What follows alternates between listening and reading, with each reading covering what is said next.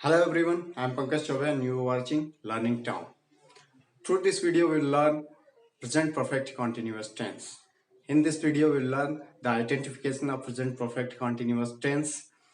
The uses of present perfect continuous tense means what is the situation of present perfect continuous tense, in which situation we will use present perfect continuous tense.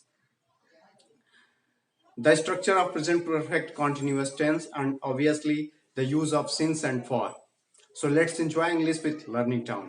शुरू करते हैं present perfect continuous tense. सबसे पहले हम जान लेते हैं present perfect continuous tense की पहचान क्या होती है।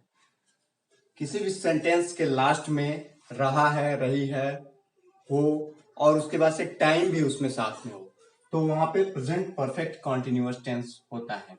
जैसे एक एग्जांपल लेते हैं कि मैं 2 घंटे से पढ़ा रहा हूं। यहाँ पे टाइम भी है और रहा हूं भी है। अब डिफरेंट क्या होता है प्रेजेंट कॉन्टिन्यूअस टेंस और प्रेजेंट परफेक्ट कॉन्टिन्यूअस टेंस, क्योंकि कभी कभी ऐसा कंफ्यूजन रहा है, हूं, रही हो, उसमें भी होता है प्रेजेंट कॉन्टिन्यूअस टेंस में और प्रेजेंट परफेक्ट कॉन्टिन्यूअस टेंस में भी है। तो डिफरेंट ये होता है कि इसमें समय होता है, उसमें समय नहीं होता है। मैं पढ़ा रहा हूं present perfect present continuous tense, मैं 2 घंटे से पढ़ा रहा हूं प्रेजेंट परफेक्ट कॉन्टिन्यूअस टेंस। तो अब ये हम पहचान इसकी जान लिए, लेकिन अब हम और अच्छे तरीके से जानते हैं, उसके सिचुएशन को समझते हैं कि किस सिचुएशन में हम यूज करते हैं। सिचुएशन जनरली होता है action started in past and still continue. कोई भी काम पास्ट में स्टार्ट हुआ हो और अब तक कंटिन्यू हो तो वहां पे प्रेजेंट परफेक्ट कंटिन्यूअस टेंस का यूज होता है। सपोज हम एक एग्जांपल लेते हैं, मैं पढ़ा रहा हूं, अपने क्लास में पढ़ा रहा हूं बच्चों को, और मेरे घर से एक फोन आया कि आप क्या कर रहे हैं, अभी तक क्या कर रहे हैं और कब तक आएंगे, इस तरह का फोन है। तो मैं बोलूंगा कि मैं 2 घंटे से पढ़ा रहा हूं, मतलब 2 घंटे पहले मैंने स्टार्ट किया था और अब तक पढ़ा रहा हूं, अभी भी कंटिन्यू पढ़ा ही रहा हूं।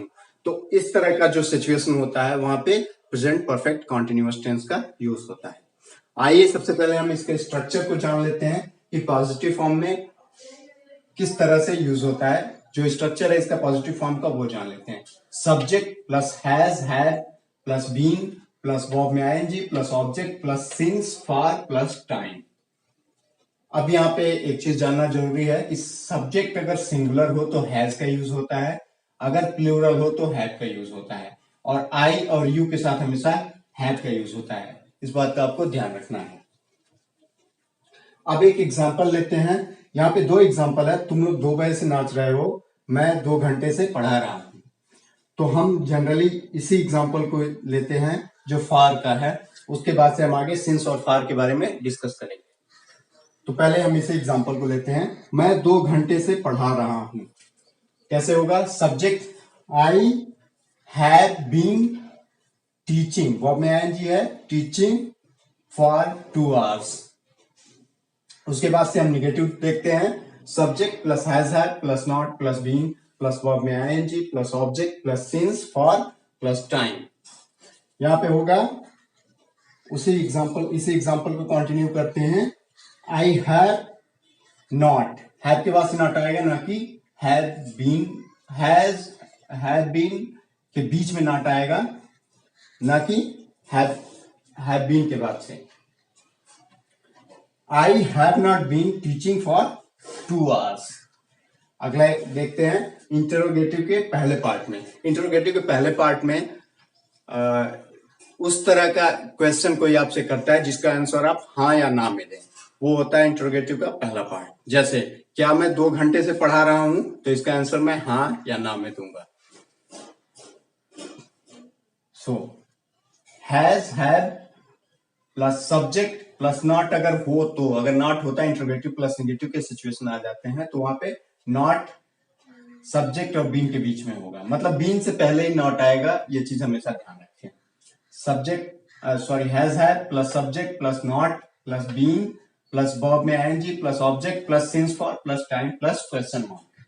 अब इसको कैसे बनाएंगे? क्या मैं 2 घंटे से पढ़ा रहा हूं, have I been teaching for 2 hours. अगला देख लेते हैं, क्वेश्चन वर्ड प्लस हैज है plus subject plus being plus verb में ING plus object plus since for plus time plus question mark.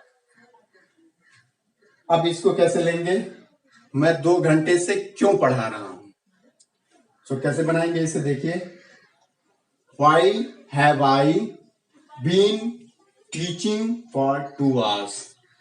आशा करता हूं दोस्तों ये आपको समझ में आ गया होगा सारी सिचुएशन और सारे स्ट्रक्चर्स। सो आइए आगे, इसको अब तक चाहें तो आप इसका स्क्रीन शॉट ले सकते हैं, आप चाहें तो इसका एक स्क्रीन शॉट ले सकते हैं या देख सकते हैं इसको अच्छे से, और तब तक उसके बाद से हम डिस्कस करेंगे सिंस और फॉर के यूज का।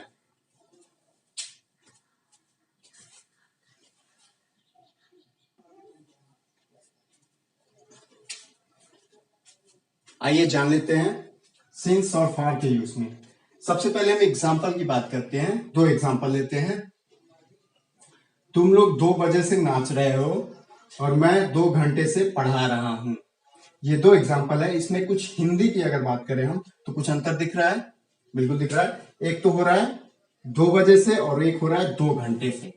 तो इन दोनों में क्या अंतर है, अंतर ये है कि इसमें टाइम दिया गया है, एग्जैक्ट टाइम दिया गया है, दोनों में टाइम दिया गया है, बट इसमें एग्जैक्ट टाइम दिया गया है, मतलब डेफिनिट टाइम दिया गया है, और इसमें इनडेफिनिट टाइम दिया गया है। कैसे, 2 बजे से मतलब 2 बजे से एग्जैक्ट टाइम दिया गया, इसमें 2 घंटे से दिया गया है। किस 2 घंटे से हमें नहीं पता है, किस 2 साल से हमें नहीं पता है, किस समय से, जब समय का एग्जैक्ट टाइम हो, एग्जैक्ट समय पता हो तो वहां पे सिंस का यूज करते हैं, जब समय नहीं पता हो तो फॉर का यूज करते हैं। और एग्जांपल्स लेते हैं, जैसे मैं कहूं मंडे से, जनवरी से, 2000 से, इस तरह के यूजेस हो वहां सिंस का फॉर, क्योंकि हमें पता है कि मंडे एक टाइम एग्जैक्ट टाइम बताया जा रहा है,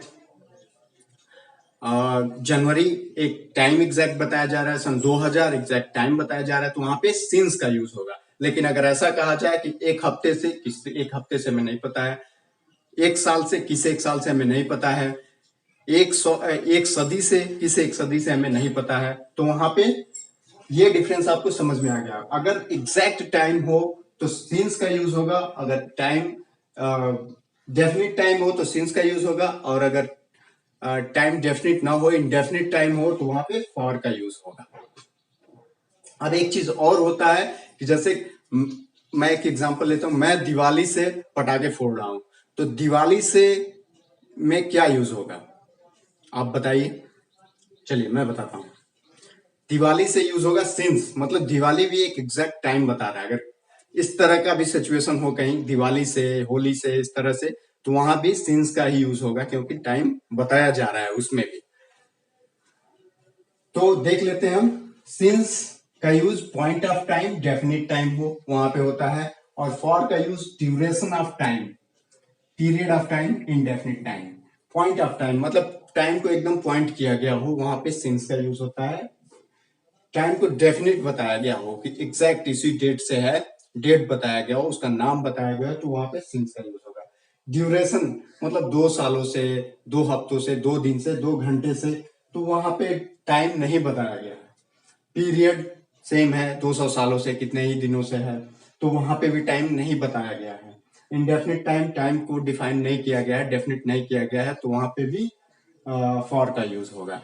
सो आशा करता हूं दोस्तों आपको वीडियो पसंद आया होगा, एंड वीडियो को लाइक कीजिए, अब वीडियो को सब्सक्राइब कीजिए, बेल आइकॉन को दबाइए। अगर आपको थोड़ा सा भी लगता है कि इस वीडियो को किसी और की जरूरत है या किसी और के लाइफ में ये वीडियो वैल्यू एड कर सकती है, तो प्लीज इसे शेयर कीजिए।